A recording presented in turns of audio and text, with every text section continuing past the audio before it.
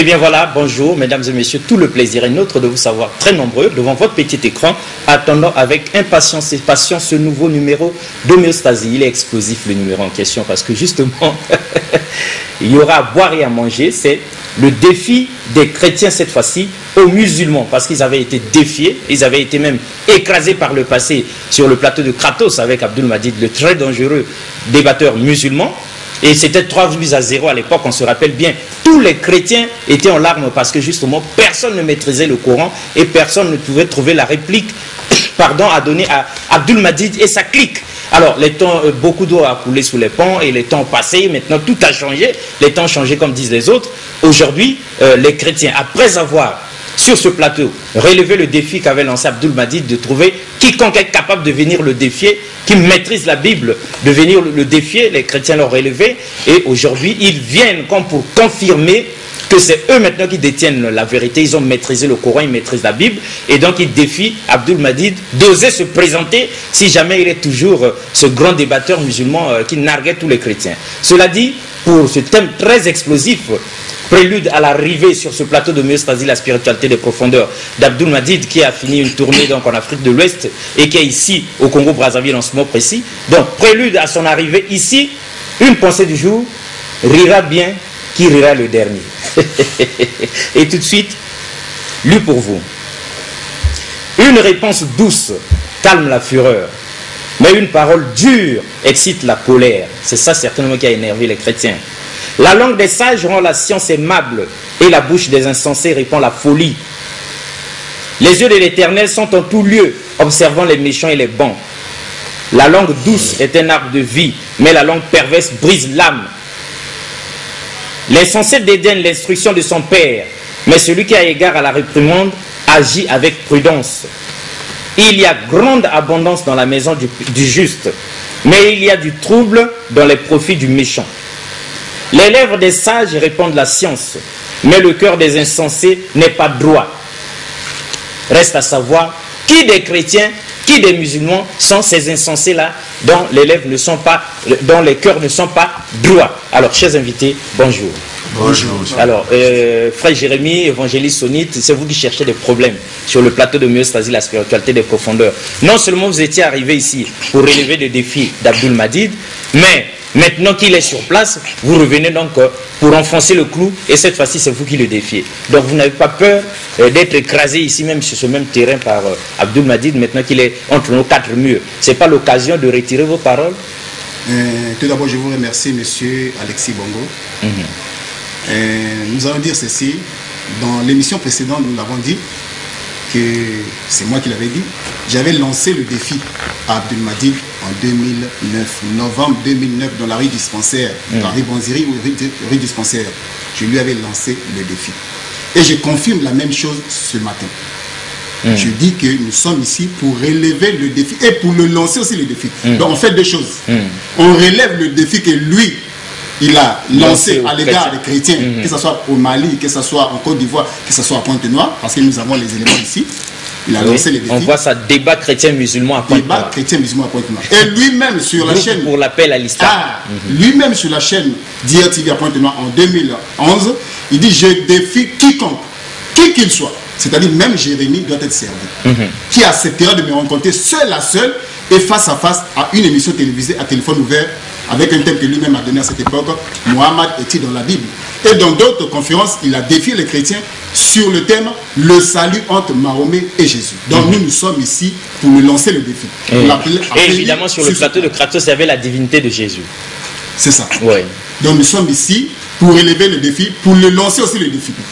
Qu'il ose venir. Qu'il ose venir. Donc, qui cherche, trouve, mesdames et messieurs, c'était la pensée du jour de la dernière émission. Malheureusement, les aléas de la technique nous avaient pas permis d'archiver cette magnifique émission donc, des chrétiens qui étaient ici, et donc qui avait démontré par A plus B que tout ce qu'Abdul Majid avait dit, c'était des faussetés sur la divinité de Jésus. Malheureusement, nous n'avons pas preuve à l'appui, donc cette émission, les machines nous avaient faussé compagnie, et évidemment, pour corriger tout cela, les chrétiens sont arrivés comme pour servir une sauce piquante, comme disait le général préfet de la ville de Brazzaville, sauce piquante servie chaude. Abdul Madid qui vient à peine d'arriver, comme pour lui dire, ils sont prêts, n'est-ce pas, évangéliste Sonit? Merci, monsieur le journaliste. La Bible déclare dans Ésaïe 62, verset 1er, que pour l'amour de Sion, je ne me tairai point. Alors donc, on ne doit pas se taire devant un incirconcis comme ça, qui court pratiquement toute la terre pour raconter du mensonge à propos de Jésus, de la Bible et de l'Église. Et nous, en tant que des David, on ne peut pas se taire devant un incirconcis comme ça. Et nous sommes venus pour relever le défi et lancer le défi contre lui, l'écraser et pour qu'on en parle. D'accord, donc vous lui renvoyez son propre défi. Tout à fait. Ah, c'est grave. Hein? Vous ne prenez peut-être pas la mesure du grand danger que vous courez. Parce qu'Abdul m'a dit que ce n'est pas n'importe qui. Monsieur le journaliste, nous ne courons aucun danger. D'accord. C'est plutôt lui qui court un danger. Cela dit, mesdames et messieurs, donc c'est pour positionner les choses, évidemment pour ceux qui n'ont jamais vécu, ceux qui n'étaient pas encore nés à l'époque, qui sont maintenant des grands fans de l'homéostasie, la spiritualité de profondeur, et même ceux qui avaient pleuré toutes les larmes de leur corps à l'époque, même les hommes de Dieu. On pense à Jean de Dieu dit tout court, en personne. On pense à beaucoup d'autres qui étaient là sur eux. Et ils avaient été écrasés à l'époque. Aucun chrétien ne maîtrisait en fait la divinité de Jésus, sinon la Bible et le Coran. Mais aujourd'hui, les temps ont changé. Et donc, pour donner un aperçu, un tant soit peu, de l'homme qui est sur le banc des accusés aujourd'hui, à qui on lance ce défi-là, on lui renvoie son propre défi. C'est Abdul Madid. On a pu retrouver quand même dans les archives un petit extrait d'Abdul Madid, piloté par Ahmed Yala, mon frère perso, qui donc défiait comme ça, ou encore disait des choses, parlait de la Bible, alors qu'il n'en a pas de droit, vu que c'est un incirconcis. Ce sont les paroles des chrétiens qui sont ici. Alors, si tout est prêt là-bas, qu'on nous balance un petit extrait comme ça, tout le monde verra Abdul Madid à l'époque et saura qu'il est déjà sur la place de Brazzaville et bientôt il va atterrir peut-être samedi prochain sur le plateau de l'homéostasie de la spiritualité de profondeur pour tout brûler sur son passage. Allez, on peut suivre ça. Quel chemin devrait-il suivre, n'est-ce pas? Et puis Dieu, à son retour, de son côté, devrait, n'est-ce pas, continuer à respecter ses engagements. Et eux aussi devraient aussi respecter leurs engagements. La seconde alliance que Dieu avait conclue avec les enfants d'Israël, c'était bel et bien à l'époque de Jésus-Christ que la paix de Dieu soit sur lui. Donc Jésus ne peut venir que pour garantir, être le garant. Il n'était que le garant de la seconde alliance que Dieu avait conclue avec la maison d'Israël et non avec les gens des autres nations. Donc nous allons commencer d'abord par montrer cette vérité dans les 5 Corans et puis nous parachuterons dans la Bible pour montrer aux téléspectateurs chrétiens qui nous suivent en ce moment que nous sommes justes dans ce que nous sommes en train, n'est-ce pas, de dire. Puisque vous l'avez vous-même dit ici, cette émission est établie sur une base. Nous avons comme règle ici l'attitude des Juifs dépérés. Il faut que tout soit vérifié d'après les Écritures. Ainsi, nous respectons cette ligne de conduite. Là, il était donc dans le 5e chapitre du Saint-Coran, à partir du verset 12 à 16. Dieu dit ceci. Et Allah, certes, c'est-à-dire Dieu, certes a pris l'engagement des enfants d'Israël. Nous nommons 12 chefs d'entre eux. Et Allah dit, je suis avec vous pourvu que vous accomplissiez la salat, la prière, acquittiez la zakat, donnez, payez l'aumône ou la dîme. Croyez en mes messagers, les aidiez et fassiez plutôt à Allah un bon prêt. Alors certes, j'effacerai vos méfaits et vous ferez entrer au jardin sous lesquels coulent les ruisseaux, et quiconque parmi vous après cela me croit s'égare, certes dit droit chemin. Et puis à cause de leur violation de l'engagement, car ici le Coran nous montre que les Juifs avaient violé les pactes que Dieu avait conclus avec eux. À cause de leur violation de l'engagement, nous les avons maudits et endurci leur cœur. Ils détournent les paroles de leur sens et oublient une partie de ce qui leur a été rappelé. Tu ne cesseras de découvrir leur trahison, sauf d'un petit nombre d'entre eux. Mais Dieu ne nie cependant pas qu'il y a une petite minorité de parmi les Juifs qui continuent à faire quoi? Comment dirais-je, à respecter, n'est-ce pas, leur engagement en adorant Dieu sans l'associer avec qui croient, c'est ça, et en respectant les lois divines. Pardonne-leur donc et oublie leurs fautes, car Allah aime certes le bienfaisant. Et de ceux qui se disent, nous sommes chrétiens, ici, il faudrait rappeler ici, rappeler ici que dans les textes originaux du Saint-Coran, ce n'est pas le mot chrétien qui est utilisé, mais c'est plutôt le mot nassoir, qui en hébreu et en arabe vient d'un terme qui veut dire secourir. Et qui secourir, donc ceux-là étaient les secoureurs de Jésus-Christ dans la cause de Dieu.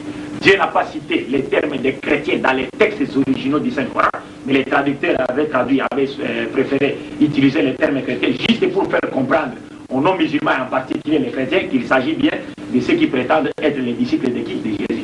Dieu n'a pas utilisé les termes chrétiens dans les Saint-Coran, puisque les termes chrétiens n'ont pas été donnés aux disciples de Jésus par Dieu, moins ni encore par Jésus et moins encore par un ange. Mais c'est un terme qui leur avait été donné par les adorateurs, les païens adorateurs de la déesse Astarte à Antioche, comme il est dit dans Actes des Apôtres, chapitre 11, verset 26. Bref, et de ceux qui disent... Et bien évidemment, c'était pour vous donner un aperçu. On a vu l'homme en question. Il est recherché sur ce plateau d'homéostasie, la spiritualité des profondeurs. Et déjà, il est sur place, donc à Brazzaville, il est sur la place de Brazza. Et il est prêt à venir donc sur ce plateau d'homéostasie, la spiritualité des profondeurs. Et c'est extrait, heureusement, que les chrétiens, dans leur défi lancé aux musulmans, ils ont pu fouiller dans leurs archives. Et ils ont retrouvé donc cet extrait, heureusement, dans le thème... qui de Mohamed et de Jésus-Christ est l'envoyé de Dieu à l'humanité tout entière. C'était une conférence de Cheikh Abdul Madid. Le poids des arguments, le choc des vérités et des versets. Et nous reconnaissons ici notre frère Ahmed Yala. Donc cela dit, c'était pas l'unique défi, l'unique fois où Abdul Madid a osé défier les chrétiens. On voit ici débat chrétien-musulman à Pointe-Noire. C'est managé par le groupe pour l'appel à l'islam, voilà. Et on reconnaît Abdul Malik Breko, ici Abdul Madid Kassoubia, Youssouf Ngolo, ils sont là. D'accord, donc cette écurie était là, les vrais musulmans, ceux qui maîtrisent le Coran et ceux qui n'aiment pas trop qu'on vienne divertir les gens. Et puis donc, il y avait donc le spécial grand débat à l'époque sur Kratos, Ahmed Didat contre Abdul Madid. Alors là, c'est... Ah non, c'est pas ça? C'est Abdul Madid tout court. Ça, c'est Ahmed Didat, le père du débat musulman. Ah, Ahmed Didat, c'est le père du débat musulman. Il n'était pas là. Non, il d'accord. Donc lui, c'est le père du débat. Et donc, c'était Abdul Madid sur le plateau de Kratos. D'accord. Et c'était Abdul Madid, là, c'est lui que vous défiez aujourd'hui. D'accord. Bon, alors, cela dit, frère Jérémie, lorsque vous avez su que Abdul Madid est ici, loin de vous défiler, vous avez osé revenir sur ce plateau. Alors, qu'est-ce qui vous motive à ce point? Quel acharnement sur un missionnaire, comme qui dirait musulman, qui parcourt le monde entier avec son bâton de pèlerin, histoire d'asseoir le Coran, de l'expliquer et de souligner avec son bic rouge tout ce qui est fausseté dans la Bible? Quel acharnement, n'est-ce pas? En principe, ce n'est pas un acharnement. Le frère Abdul Madid, lorsqu'il fait ses conférences, enfin, il fait des conférences, ce qu'on appelle des recherches en religion comparée. Lors de ces conférences, si nous suivons bien, il essaye de présenter Jésus comme étant un sauveur ou un envoyé uniquement à Israël. Et nous savons que dans toutes les religions, il y a une chose, la première des choses que chaque personne aspire, c'est le salut. Lorsqu'on est dans une religion, on aspire à une seule chose, c'est le salut. Maintenant, ce monsieur, lorsqu'il fait ses conférences, il présente Jésus-Christ comme étant l'envoyé de Dieu, rien qu'à Israël. Et il a des écritures, il prend des écritures de la Bible, telles que Matthieu chapitre 1, à partir du verset 21, tel qu'il est écrit, « Elle enfantera un fils, et tu lui donneras le nom de Jésus, et c'est lui qui sauvera son peuple de ses péchés. Il prend une écriture de la Bible qui est vraie, mais il présente ça sur un mauvais jour. Alors que dans la Bible, c'est vrai qu'il y a des écritures qui montrent que Jésus-Christ était l'envoyé de Dieu à Israël, mais il y a aussi des écritures dans la Bible qui montrent que non seulement qu'il sauve les Juifs, mais il y a aussi des écritures qui montrent qu'il sauve les païens. Maintenant, les écritures qui montrent qu'il sauve les païens, lors de ces conférences, il ne cite pas ça. C'est-à-dire qu'il reste seulement dans les écritures qui présentent Jésus comme étant le sauveur des Juifs ou l'envoyé des Juifs. Maintenant, les écritures qui montrent que Jésus-Christ est le sauveur des païens, il ne cite pas ces écritures. C'est comme une personne lors d'un jeu de cartes qui cache des cartes. Voyez-vous? Alors que dans la Bible, il y a toute une pluie des écritures. Et les gens consomment ça. Voyez-vous? Et c'est ce qu'il a fait à Kratos en 1999. Il a essayé de sélectionner des écritures qui présentent Jésus uniquement pour les Juifs. Maintenant, les écritures qui concernent les païens, il ne cite pas ça. C'est ainsi que nous voyons qu'il vient sur le plateau. Nous allons nous montrer que dans la Bible, il y a des écritures qui présente que Jésus-Christ sauve les païens, il sauve aussi les juifs, il sauve aussi les samaritains. D'accord. Donc le Christ, il n'est pas venu que pour les juifs, bien que quand il y ait des écritures qui le disent, mais il y a aussi toute une pluie d'écritures là-bas qui spécifie bien, qui indique bien qu'il est venu pour sauver l'humanité. Ça c'est un. Et la divinité de Jésus, elle est aussi prouvée dans la Bible, à en croire les chrétiens sur ce plateau, et vous avez des arguments pour ça. Et non seulement ça, le salut par Jésus ou par Mahomet, eh bien c'est par Jésus, selon vous, c'est par Mahomet, selon Abdul Mahdi, et donc vous voulez remettre les points sur les i. Alors, évangéliste Sonite, frère Jérémie, on vous laisse le champ libre, dites tout ce que vous avez à dire, ce que vous avez épinglé comme fausseté, à tour de rôle, hein, vous pouvez vous donner la parole, comme fausseté, et les corrections que vous apportez, comme ça on saura que vous êtes venu repositionner les choses, et on défiera donc Abdul Mahdi de venir sur ce plateau vous affronter, et pour remettre comme les points sur les i. Merci beaucoup. Monsieur le journaliste, au regard de l'élément que nous venons de suivre, Monsieur Abdul vient de dire, là j'ouvre une petite parenthèse, Monsieur Abdul vient de dire que le mot chrétien n'a jamais été cité dans les textes originaux du Coran. C'est-à-dire, en disant cela, il déclare implicitement que le Coran était dénaturé. Ah oui, en disant cela, il reconnaît. Puisque ça n'a pas été cité dans les textes. Dans les textes, donc le Coran a été modifié. Donc les traducteurs ont dû faire un petit. Donc c'est des propos graves qu'il tient à l'égard de son propre livre. Bien. Deuxièmement, le prophète Mohammed n'a jamais déclaré de sa propre bouche qu'il est le sauveur de l'humanité. Ça n'existe pas dans le Coran. Ça n'existe pas. Donc, M. Abdul fait dire à son prophète ce que son prophète n'a pas dit. Donc, c'est un mensonge grave. Vous êtes sûr que le prophète n'a jamais dit? Il n'a jamais dit dans le Coran. Pourtant, le débat, ce point était clair, le salut ici. Par Jésus ou par Mahomet. Alors, mais contrairement à Jésus, Jésus-Christ l'a dit dans la Bible. Ouvrant un peu dans Jean chapitre 12, verset 47. Jean chapitre 12, verset 47. Je vais lire.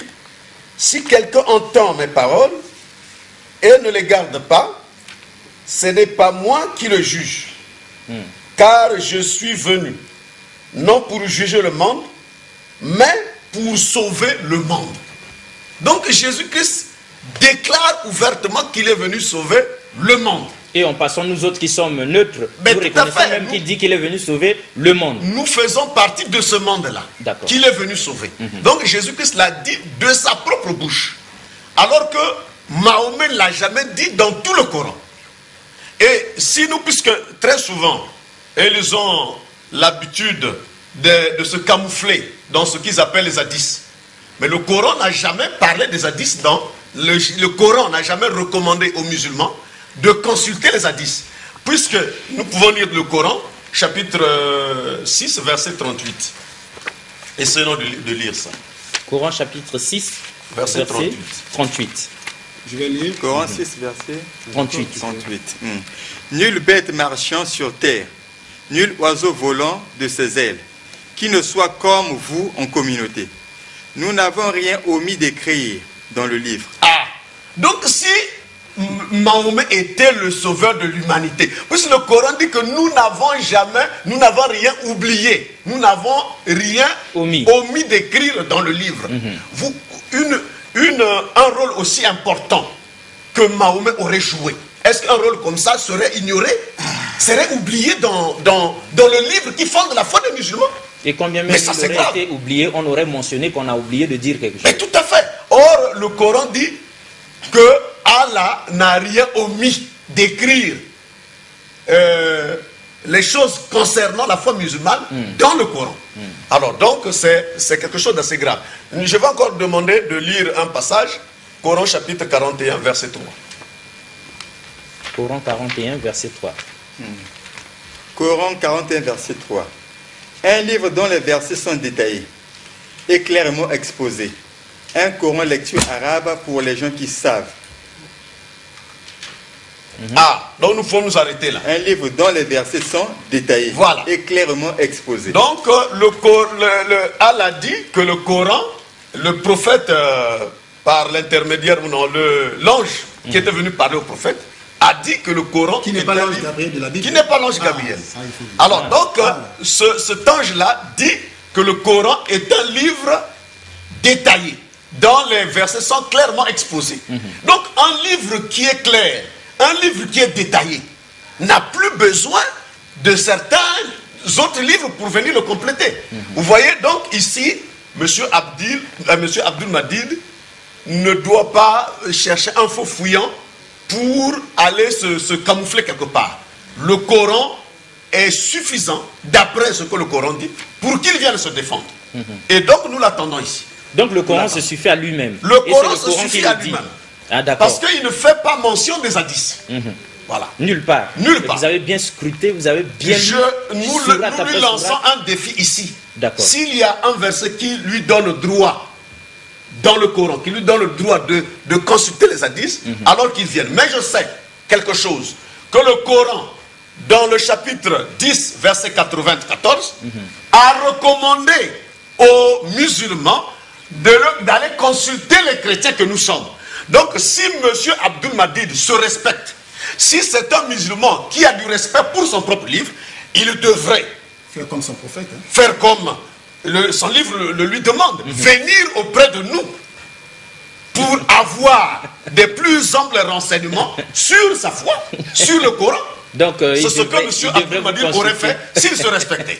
Il devait donc vous consulter pour... Mais tout à fait, nous sommes disposés pour lui donner des cours, pour lui enseigner des choses rudimentaires de sa foi. Même sur son propre livre. Mais évidemment, c'est ça. C'est ça, monsieur le journaliste. Frère Jérémy, alors la suite. La suite, c'est... Vous savez, monsieur Alexis Bongo, puisque nous parlons toujours du salut et du défi, dans tout le Coran, dans tous les 114 sourates du Coran, il n'y a aucun verset coranique qui dit que Mahomet est le sauveur de l'humanité. Ce verset n'existe pas. Et ça n'existera jamais.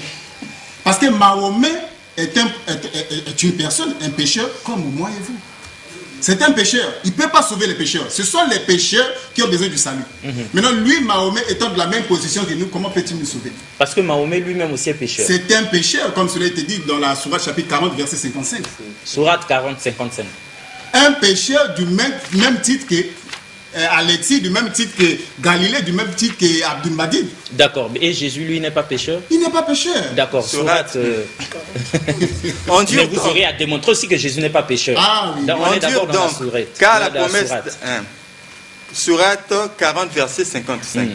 Endure donc, car la promesse d'Allah est vérité. Implore le pardon pour ton péché et célèbre la gloire et la louange de ton Seigneur soir et matin. Ça déjà, il s'agit de Mahomet. Là, c'est Dieu qui lui parle. Dont il fait allusion qu'il est le sauveur de l'humanité. Et je l'ai dit et je le recommande encore et je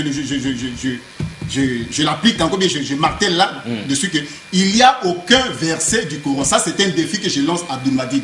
S'il a le courage de venir prendre un seul verset coranique pour nous montrer que dans tel verset, Mahomet est le sauveur de l'humanité, moi, je vais me faire baptiser sur ce plateau.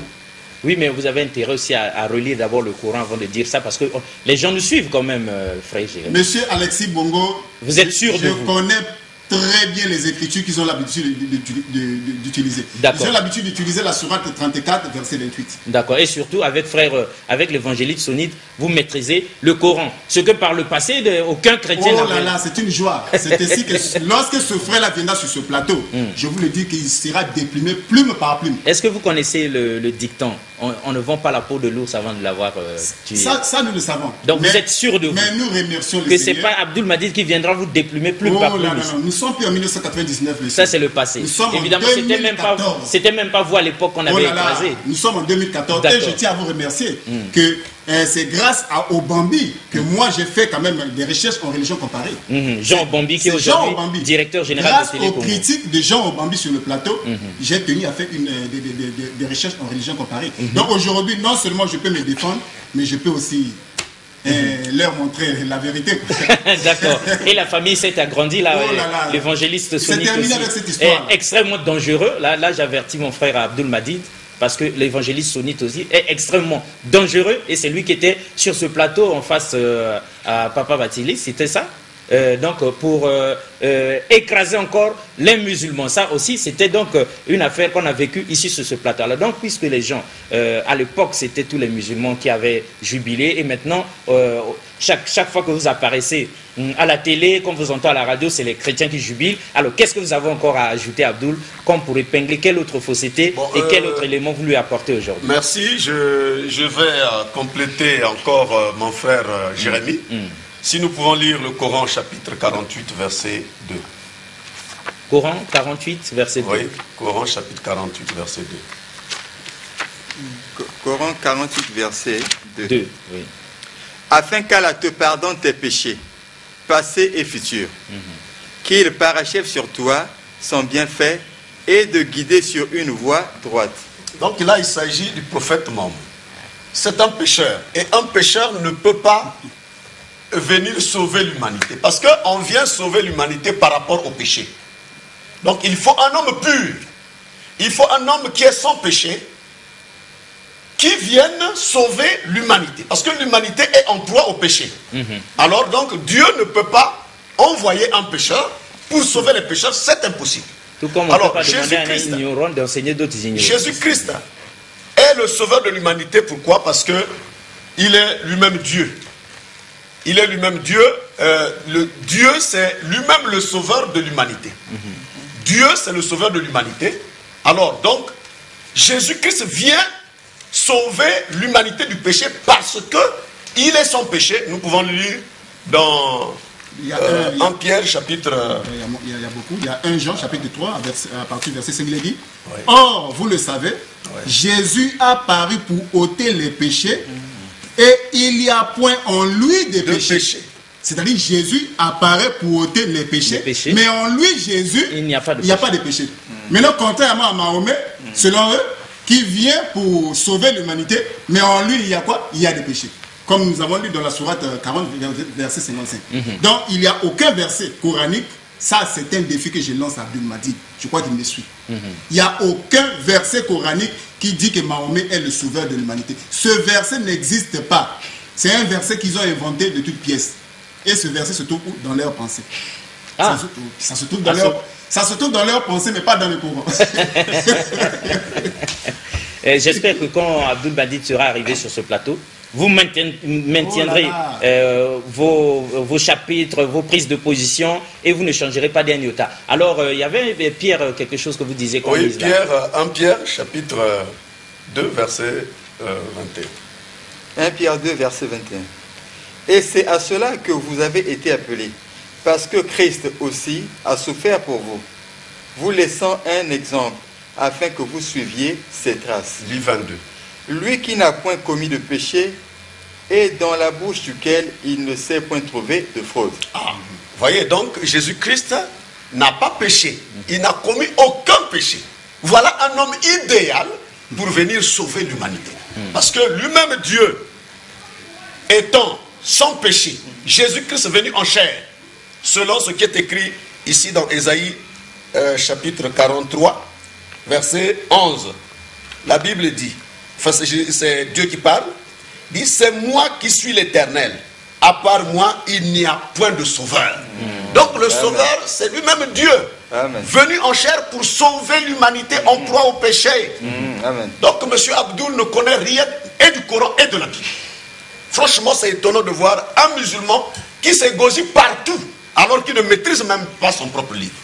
Donc nous sommes venus ici pour lui faire école, qu'il vienne apprendre comme son propre livre le lui demande. Donc il vient prendre son inscription, oui. Tout ça qu'il s'assait. C'est des choses terribles. S'il y a le temps que vous... Parce que c'est de bonne guerre, hein, c'est normal que maintenant que vous aviez défié, vous avez relevé d'abord le défi des musulmans aux chrétiens, donc vous aviez renvoyé son défi à Abdoul Madid, mais il a été informé en bonne et due forme, donc il nous suit. Il nous suit avec attention parce qu'il est venu. Ça, on aime ça, parce qu'il était en tournée en Afrique de l'Ouest. Mais il a fini et il est venu. Il dit homéostasie, je suis là. Et maintenant qu'il est là et qu'il vous suit, donc faites attention à vous tourner cette fois la langue dans la bouche avant de parler, parce qu'on a affaire à Abdoul Madid. Et pour positionner ceux qui ont raté les débuts de l'émission, on va revenir sur Abdoul Madid pour qu'on voit l'homme en question, qui avait comme ça la... fait trembler les fondements du christianisme, de l'Église, et qui aujourd'hui est sur le banc des accusés parce que les chrétiens, hein, ceux qui l'avaient écrasé, c'était ceux qui ne maîtrisaient rien, ni de la Bible, ni du Coran. Mais il y en a ici, aguerris et bien informés, qui grâce au conseil du DG Jean Vombi, à l'époque présentateur de l'émission mythique Kratos, ont donc été se pencher dans la Bible et le Coran pour faire une religion comparée, une étude en religion comparée. Et aujourd'hui, ils disent, Abdoul, reviens un peu ici, ce que vous avez fait par le passé là, il faut revenir ici qu'on revoie ça. Alors, qu'on nous remette Abdoul Madid, qu'on l'entende encore un peu et on reviendra sur ce plateau pour épingler d'autres choses, histoire de bien étayer ce défi-là. Oubliez une partie de ce qui leur a été rappelé. Nous avons donc suscité entre eux l'inimitié et la haine jusqu'au jour de la résurrection. Et Allah les informera de ce qu'ils faisaient. Ô gens du livre, chrétiens et juifs, notre messager Mohammed vous est certes venu vous exposant beaucoup de ce que vous cachiez du livre et passant sur bien d'autres choses. Une lumière et un livre explicite vous sont certes venus d'Allah. Par ceci, le Coran, Allah guide au chemin du salut ceux qui cherchent son agrément. Et il les fait sortir des ténèbres à la lumière par sa grâce. Et il les guide vers un chemin droit. Fin de citation. Donc là, c'est ce que dit donc, ce verset du Saint-Coran, que Dieu avait bel et bien conclu 2 alliances avec la maison d'Israël ou les enfants d'Israël. Comme je l'avais dit, la première alliance c'est Moïse qui en a été le garant, qui en a été le garant. La seconde c'est Jésus-Christ qui avait été le garant. Donc là maintenant, pour confirmer cela, nous allons tout de suite rentrer dans la Bible, dans Ésaïe chapitre 24. Nous sommes dans Ésaïe chapitre 24, versets 5 à 7. Pour confirmer qu'évidemment, Dieu avait conclu, effectivement, Dieu avait conclu avec les enfants d'Israël une première alliance d'abord, qu'ils ont abolie, comme le dit le Coran, et cela sera confirmé dans la Bible. Ésaïe chapitre 24, verset 5 à 7 nous dit ceci. Je lis. La terre a été profanée par ses habitants, car ils enfreignaient les lois, altéraient les prescriptions et rompaient l'alliance éternelle. C'est pourquoi la malédiction dévore la terre et ses habitants emportent la culpabilité. C'est pourquoi les habitants de la terre sont consumés et il ne reste qu'un petit nombre d'hommes. Le vin doux est en deuil, la vigne dépérit, tout ce qui avait le cœur joyeux soupire. Donc la terre dont il est question ici, c'était la terre de la Palestine. N'est-ce pas? Dieu était en train de s'adresser aux enfants d'Israël. Maintenant, dans Jérémie, chapitre 31, à partir du verset 31 à 33, je peux aller jusqu'au verset 34, Dieu dit ceci, s'agissant maintenant de la nouvelle alliance. Et en même temps, l'ancienne alliance est évoquée. Et on nous montre clairement dans ce passage que les Juifs l'avaient abolie. Voici que les jours viennent, dit Dieu, oracle de l'Éternel, où je conclurai avec la maison d'Israël et la maison de Juda une nouvelle alliance. Rappelez-vous que dans la Bible, Jésus disait à ses apôtres, voici, ça c'est le sang de la nouvelle alliance qui a été versé pour vous. Et nous avions expliqué ce sang en disant qu'il ne s'agit pas du sang physique, mais du sang enseignement de Jésus, comme lui-même l'a dit dans Jean chapitre 6. Le sang de la nouvelle alliance. Mais quelle nouvelle alliance? Mais c'est l'alliance que Dieu avait conclue avec les enfants d'Israël, la seconde alliance, et dont Jésus-Christ était le garant. Donc on continue. Je conclurai avec la maison d'Israël, la maison de Juda, une alliance nouvelle, non comme l'alliance que je conclus avec leur père. Le jour où je les ai saisis par la main pour les faire sortir du pays d'Égypte. L'alliance qu'ils ont rompue, quoique je sois leur maître, oracle de l'Éternel.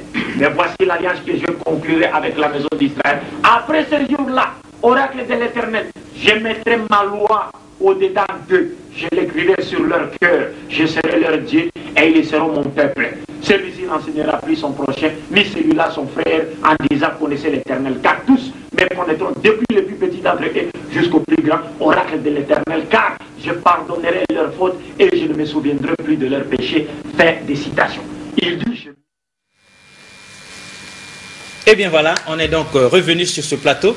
Évidemment, c'est chaud tout ça. Abdoul Madid, apparemment, il maîtrise bien la Bible, hein, parce que là, il est en train de lire ce qui est biblique. Alors, quelle réponse à tour de rôle à ce qui vient d'être dit, évangéliste Sonite, frère Jérémie? Tout d'abord, je tiens à vous dire qu'il ne maîtrise rien. Ah bon? Il ne maîtrise rien, il ne comprend rien. Je vais lire Jérémie 31, à partir du verset 31. Voici les jours viennent, dit l'Éternel, où je ferai avec la maison d'Israël et la maison de Juda une nouvelle alliance. C'est-à-dire après la mort de Salomon, il y a eu le royaume d'Israël qui s'était scindé en deux. Non comme l'alliance que j'ai traitée avec leur père le jour où je les saisis par la main pour les faire sortir du pays d'Égypte, l'alliance qu'ils ont violée, quoique je fus leur maître, dit l'Éternel. Mais voici l'alliance que je ferai avec la maison d'Israël, comme il a cité. Après ces jours-là, dit le Seigneur, je mettrai ma loi au-dedans d'eux, je l'écrirai dans leur cœur, je serai leur Dieu et ils seront mon peuple. Lui, il cite cette écriture. L'écriture qu'il a citée est vraie. Il est écrit, mais il est aussi écrit. Ah, il est aussi... Ah oui, il a cité une écriture qui est vraie. Mais le problème avec ce frère, c'est qu'il ne sait pas qu'il est aussi écrit. Et après la conclusion de cette alliance, Dieu maintenant va éclairer les païens. D'accord, mais trouvez-nous où? Ah oui, Ben oui. c'est ça ce qui manque à ce frère. Si vraiment il est aussi écrit, c'est où qu'il est C'est aussi ainsi écrit? que dans Ésaïe 42, à partir du verset 6, il est dit, moi l'Éternel, je t'ai appelé pour le salut. On parle toujours du salut. Et je te prendrai par la main, je te garderai et je t'établirai pour traiter alliance avec le peuple, c'est-à-dire Israël, et pour être la lumière des païens, des nations. C'est-à-dire qu'il fallait d'abord que l'alliance de Golgotha soit établie. Ensuite, maintenant, les païens devaient être quoi? Éclairés. Parce que Dieu a un plan. Contrairement à Abdul m'a dit qu'il n'a pas un plan. Parce qu'il lit la Bible en désordre.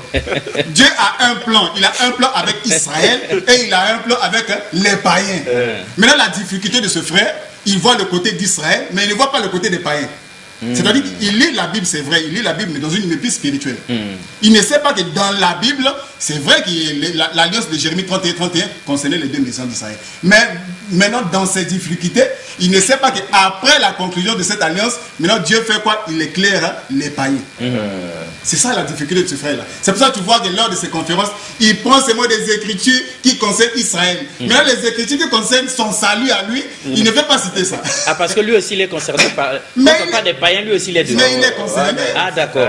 Mais c'est pourquoi nous avions dit dans la pensée du jour, rira bien qui rira le dernier. Hein, mon frère Ahmed Yala, Abdul m'a dit, il est encore temps. Hein, pendant que ces dangereux chrétiens-là sont en train de fourbir, leurs amis vous attendent là, à bras ouverts, éclipsez-vous. Parce que si vous arrivez sur ce plateau, c'est sûr qu'il y aura donc explosion ici. Sauf qu'en même temps, on vous fait entièrement confiance. On sait que vous êtes vraiment Abdul Madid qui avait fait pleurer ici.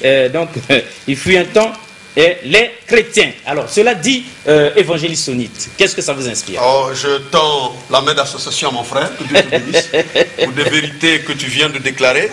Alors, donc, moi, j'ajoute Zacharie chapitre 2. Vous ajoutez?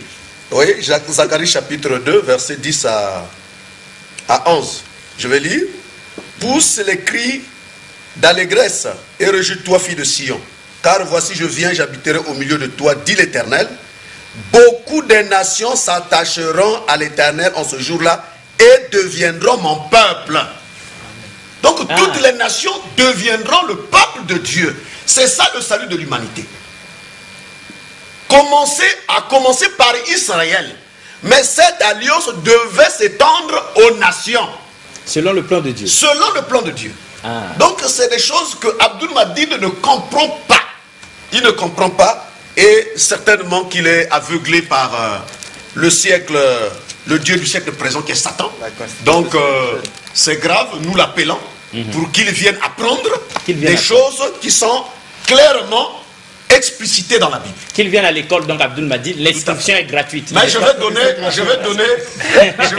une référence dans le Coran. Mais non, mais rira bien qui rira le dernier, ça vous concerne aussi. Hein? Ah, oui, parce que si Abdul Madid arrive sur ce plateau, on serait ravis de voir quelle sera votre réaction. Parce que Alexis Bongo, ça, lui aussi, on vous rappelle bien. Ça, je vous le il n'est pas né de la dernière pluie. Il y aura de l'atmosphère dans l'air. Ça, je vous le promets. Un homme averti en vaut deux. Hein? Monsieur le journaliste, je voudrais donc ajouter un passage du Coran. Coran chapitre 3, verset 45. Coran chapitre 3, verset 45. Coran 3, chapitre 3, verset 45. Rappelle-toi, quand les anges dirent, ô Marie, voilà qu'Allah t'annonce une parole de sa part.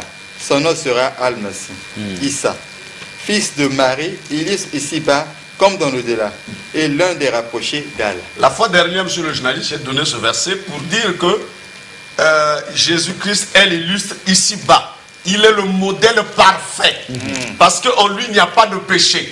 Il est le modèle parfait il est l'idéal homme pour venir sauver, parce que en lui il n'y a pas de péché. Un pécheur, vraiment, monsieur Abdul Madid, comment un pécheur peut venir te sauver?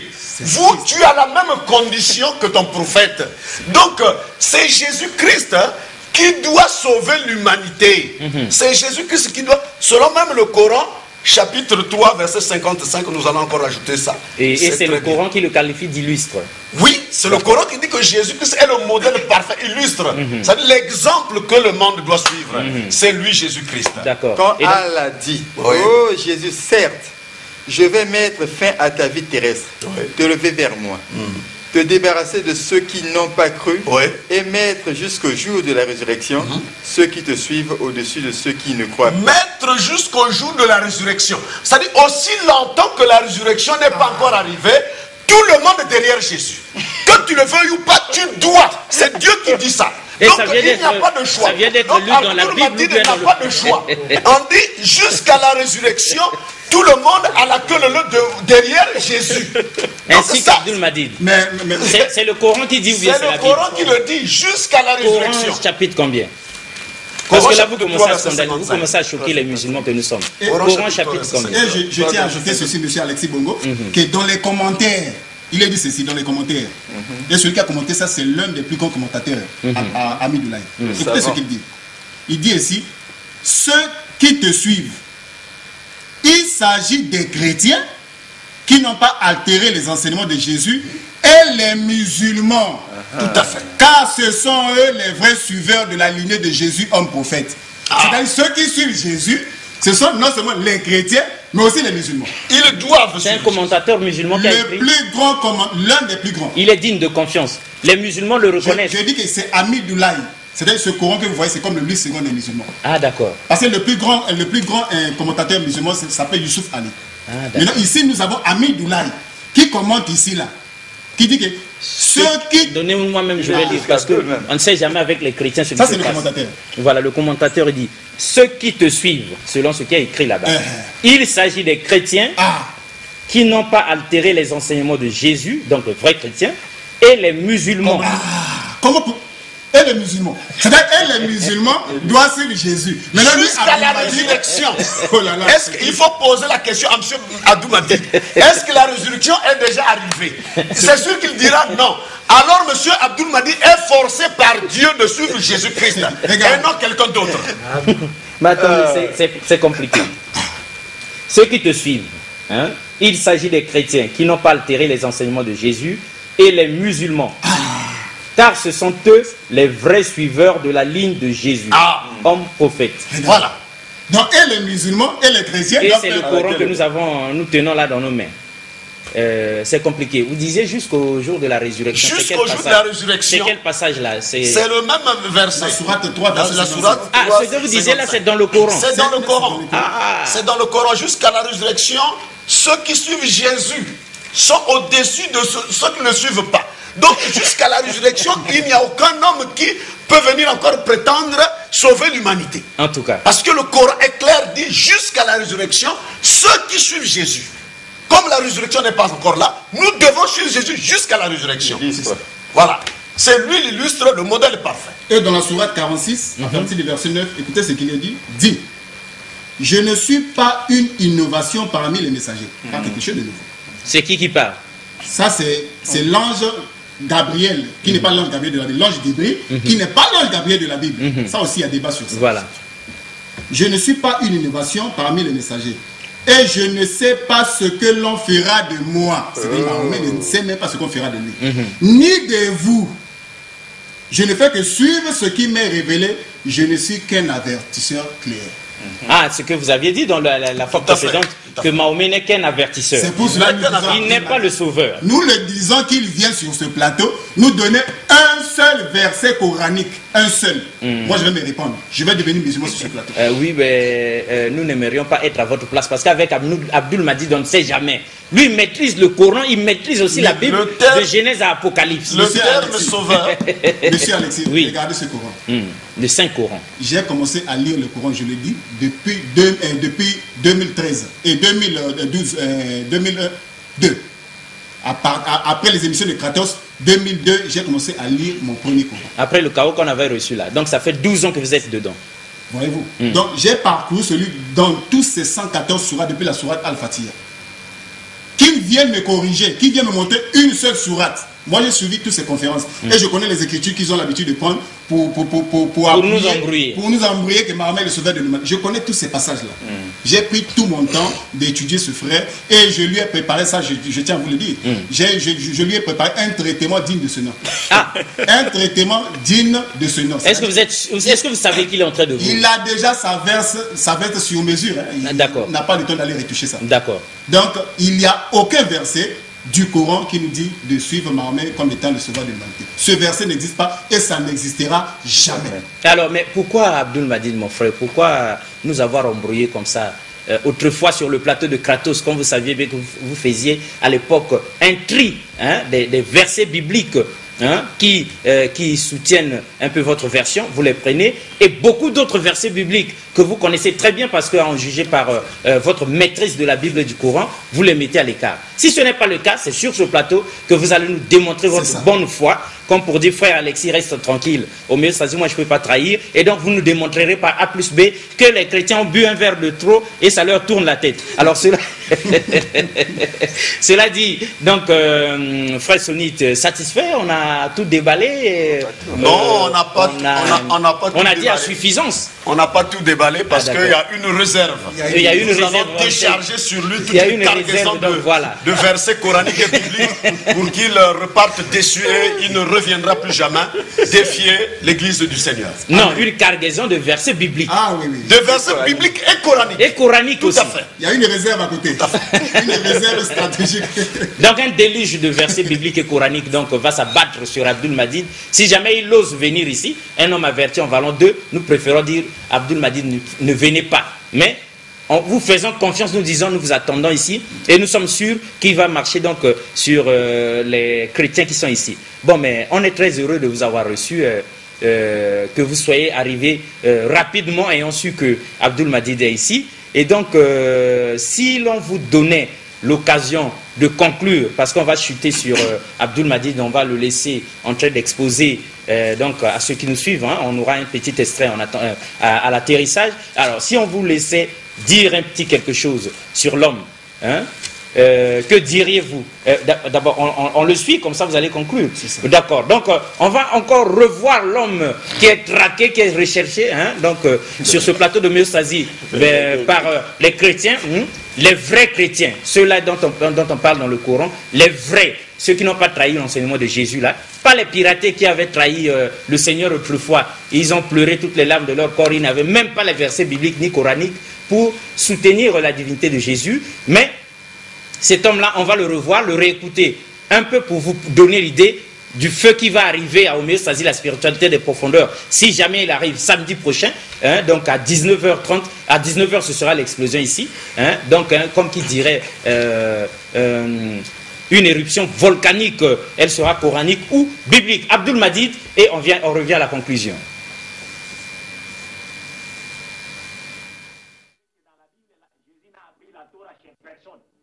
Il connaissait la Torah dès sa naissance, il connaissait la Torah. De par la puissance de qui? La puissance de Dieu. Et il sera le messager aux enfants d'Israël. Je le souligne bien. Et je mets un accent avec force. Ici, le Coran nous dit que Jésus ne sera messager qu'aux enfants d'Israël. C'est-à-dire, lorsque Dieu avait envoyé l'archange Gabriel à annoncer la bonne nouvelle de la naissance de Jésus à Marie, l'ange lui avait laissé clairement entendre que Jésus ne sera qu'un messager aux enfants d'Israël et non à l'humanité tout entière. Et il leur dira, qu'est-ce qu'il dira aux enfants d'Israël? En vérité, je viens à vous avec un signe de la part de votre Seigneur pour vous. Je forme de la glace comme la figure d'un oiseau, puis je souffle dedans et par la permission d'Allah, cela devient un oiseau.